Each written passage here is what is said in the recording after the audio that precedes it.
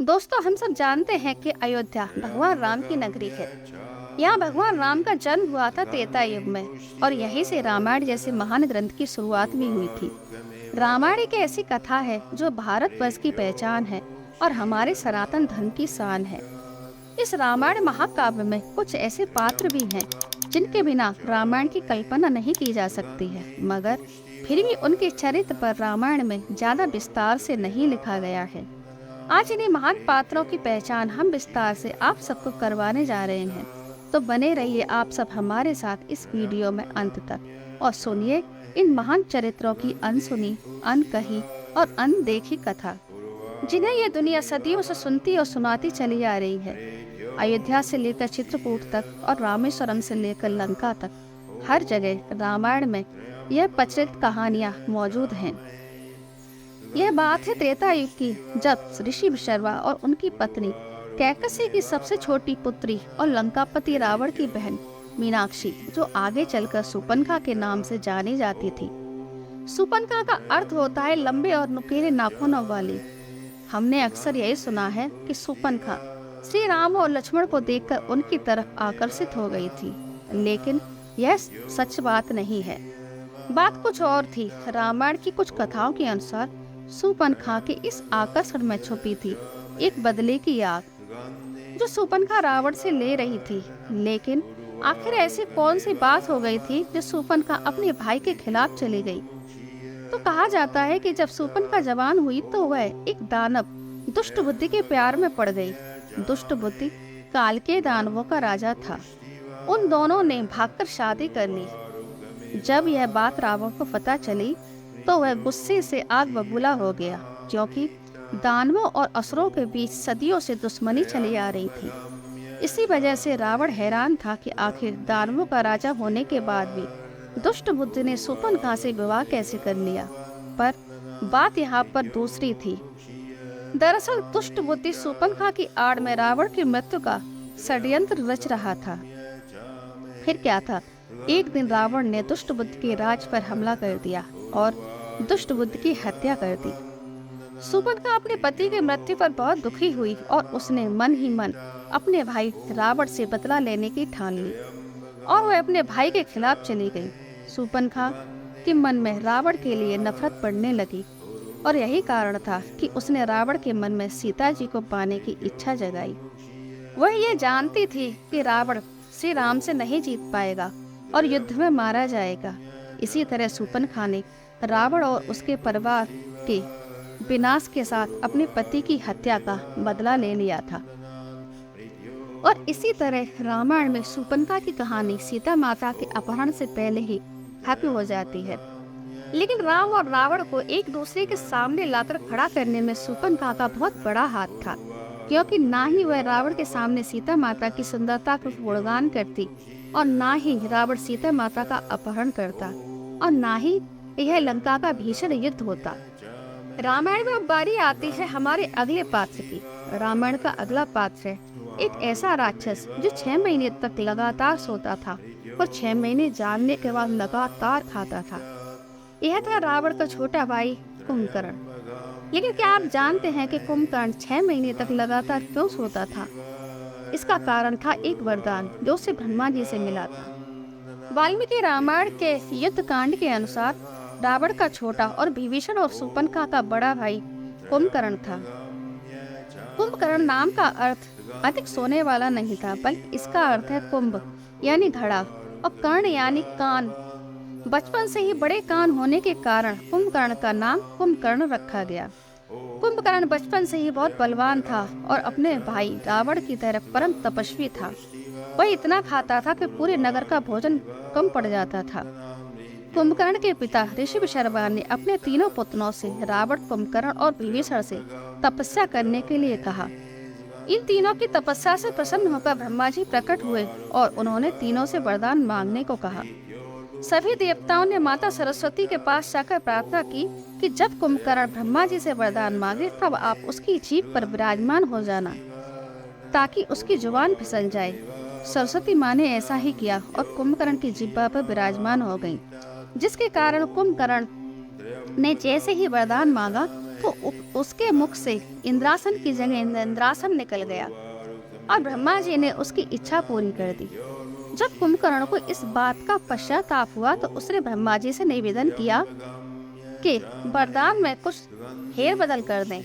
तो ब्रह्मा जी ने उसकी सोने की अवधि को घटाकर 6 महीने तक कर दिया, जिसके बाद वह 6 महीने तक सोता था और सिर्फ एक दिन जागता था। उस दिन वह भरपेट भोजन करता और फिर वापस से सो जाता था।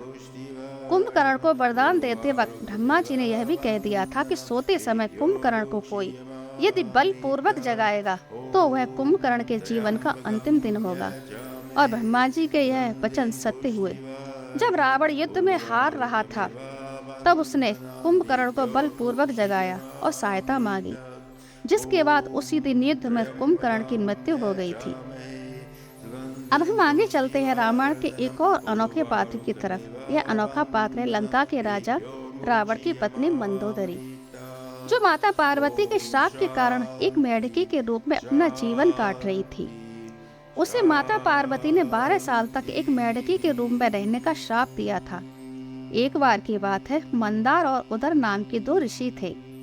एक बार उनके पीने के दूध में एक सांप गिर गया। इस सांप को मेढकी बनी मंदोदरी ने देख लिया और उसने उन दोनों ऋषियों को बचाने के लिए उस दूध में छलांग लगा दी। दोनों ऋषियों ने बिना यह बात जाने कि मेढकी ने दूध में छलांग क्यों लगाई है, उसे श्राप दे दिया। जब उन ऋषियों ने मेढकी को श्राप दिया तब तक मेढकी के श्राप के 12 वर्ष पूर्ण हो गए थे और वह एक सुंदर कन्या के रूप में प्रकट हो गई। और उसने उन दोनों ऋषियों मंदार और उदर से क्षमा मांगी और उसने दूध में कूदने का कारण भी बताया। मंदार और उदर ऋषियों ने उस कन्या का नाम वेगवती रखा और उसे क्षमा कर दिया। इस कन्या को असुरों के राजा मायासुर और उनकी पत्नी हेमा ने गोद ले लिया था। इस कन्या वेगवती की सुंदरता की चर्चा चारों तरफ फैल चुकी थी और उसे पाने के लिए किष्किंधा के राजा बाली और लंका के राजा रावण में युद्ध हुआ और दोनों ने ही वेगवती को पूरी ताकत से अपनी अपनी ओर खींचना शुरू कर दिया। रावण और बाली दोनों ही महाशक्तिशाली थे और उनकी इस खींचतान में वेगवती का कोमल शरीर बीच में से चिर गया और उसके 2 टुकड़े हो गए। तब यमराज और पवन देव ने इस शरीर को फिर से जोड़ दिया। फिर ऋषि मंदार और उदर इन दोनों के नाम पर इस कन्या का नाम मंदोदरी पड़ गया। हमारे पुराणों में मंदोदरी को 5 कन्याओं में से एक माना जाता है। ये 5 कन्याएं हैं द्रौपदी, तारा, अहिल्या, कुंती और मंदोदरी। इन 5 कन्याओं को चिर कन्या कहा जाता है। इन्हें विवाहित होने के बाद भी इन्हें कन्या ही माना जाता है और इन्हें बहुत सम्मान दिया जाता है। भले ही मंदोदरी एक राक्षस की पत्नी थी, पर उसने हमेशा रावण को एक अच्छी राह दिखाई थी। उसने हर पल रावण को यही समझाया था कि वो अपनी हट छोड़कर सीता माता को वापस भगवान राम के पास भेज दे, क्योंकि वो जानती थी कि भले ही रावण बहुत शक्तिशाली है पर वह श्री राम से नहीं जीत पाएगा। पर रावण अपनी जिद पर अड़ा रहा और उसकी यही जिद उसकी मौत का कारण बन गई। अब हम रामायण के अगले पात्र शांता की तरफ चलते हैं। पूरा संसार श्री राम को ही राजा दशरथ के बड़े बेटे के रूप में जानता है, पर श्री राम से भी बड़ी थी राजा दशरथ की एक पुत्री जिनका नाम था शांता। शांता का नाम रामायण में लिया तो जाता है पर उनके बारे में ज्यादा लोग नहीं जानते।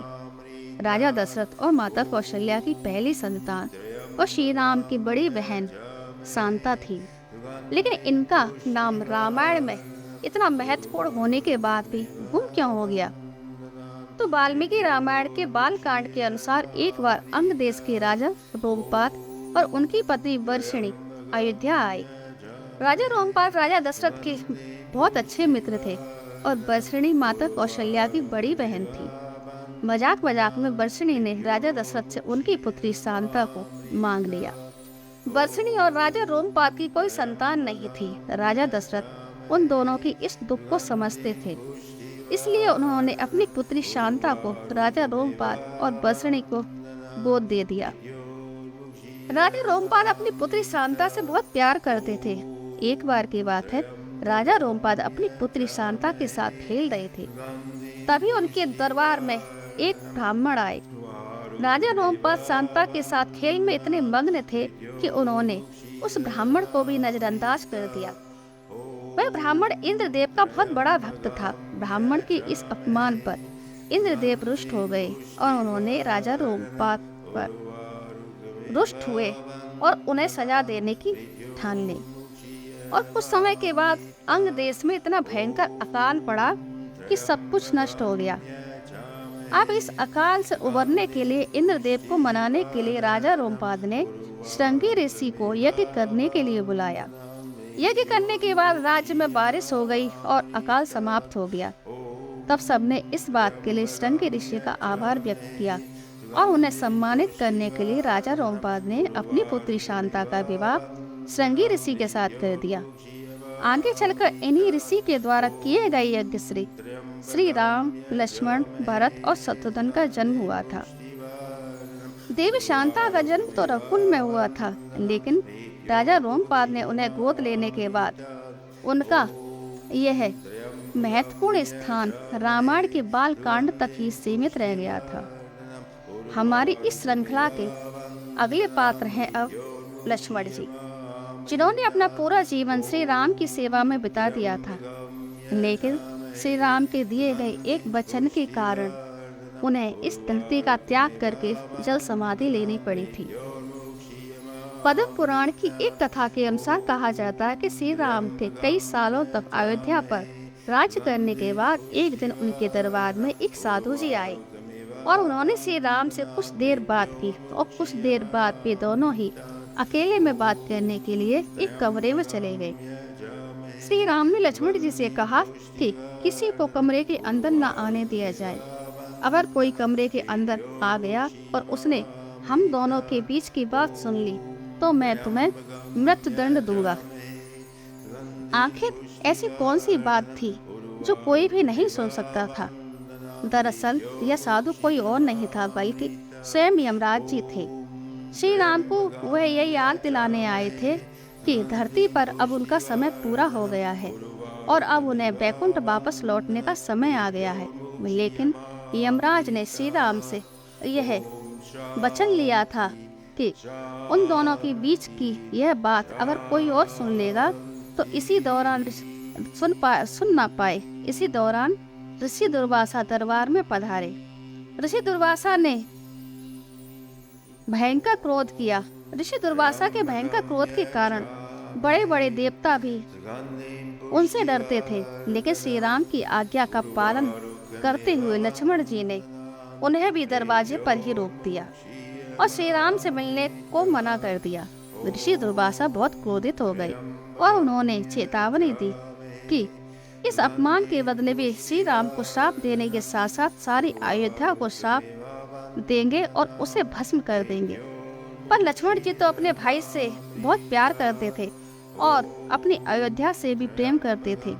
वे यह सब सुनकर घबरा गए और उन्होंने श्री राम और अपनी अयोध्या को श्राप से बचाने के लिए खुद का त्याग करना ही सही समझा और वे कमरे के अंदर चले गए। लक्ष्मण जी को यूं अचानक देखकर श्री राम सारी बात समझ गए, पर उनका वचन टूट गया।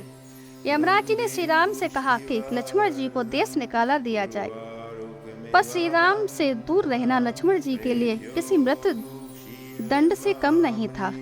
लक्ष्मण जी के जीवन का महत्व ही श्री राम थे। वे यह बात सह नहीं पाए और उन्होंने सरयू नदी में जाकर जल समाधि ले ली और अपने शरीर का त्याग कर दिया। वे बैकुंठ में जाकर शेषनाग के रूप में वापस आ गए और अपने प्रभु के लौटने का इंतजार करने लगे। श्री राम के प्रति लक्ष्मण जी का प्रेम और समर्पण ही उन्हें राम जी के साथ एक करता है। तो ये थे कुछ ऐसे रामायण के किरदार जिनकी कहानी रामायण में ज़्यादा विस्तार से नहीं मिलती है।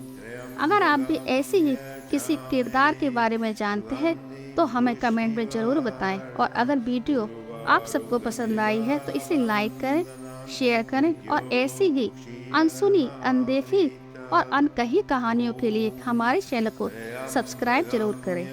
तो मिलते हैं एक और नई वीडियो में, तब तक के लिए जय श्री राम।